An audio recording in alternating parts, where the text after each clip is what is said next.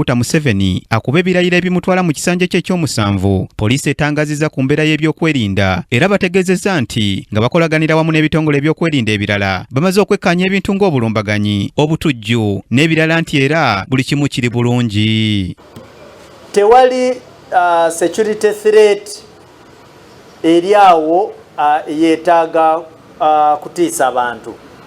Ng'asinziira ku ssengejjero ly'amawulire ga gavumenti, omwogezi wa poliisi ACP Kituuma Lusoke agumizza bannakampala ku nnyonyi ezeebongera mu bwengula bw'ekibuga ennaku zino nti zaba byakwerinda abeetegekera okulayira kw'omukulembeze ow'eggwanga.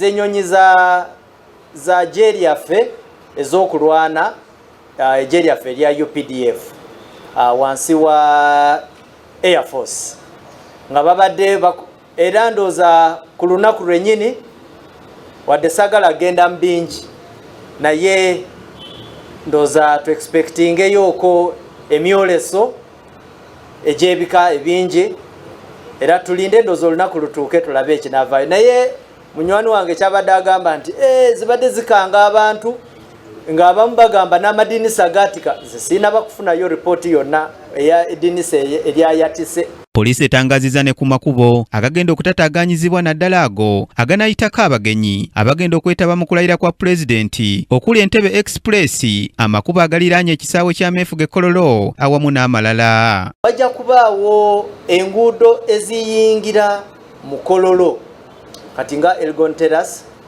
waggulu ku Upper Kololo Terrace, Wampewo Avenue, ezo zo wajja kubaawo cut-offs era nga abantu abanaasobola okusinga ozikozesa beebo abayitiddwa. N'ebiseera ebimu b'osanga nti bwe tuba for example tusaabaza let's say a head of state oba a president nti wayinza okubaawo temporarily okugala ne tuteekawo a stop ne tuyimiriza amamotoka okumala maybe oba eddakiika ng'emu oba bbiri. Mu ngeri y'emu akulira ekitongole ky'ennyonyi mu ggwanga Fred Bamwesige ategeezezza nti basuubira omuwendo gw'ennyonyi ku kisaawe Entebbe okweyongera olw'abagenyi abajja abaleeyo mu 6 kyokka n'ategeeza nti ng'ekitongole beetegese bulungi. Beetegefu, eggwanga lyonna lyetegefu, tubadde n'akakiiko ffe nga aviation waliwo n'ebirala bye tubeera nga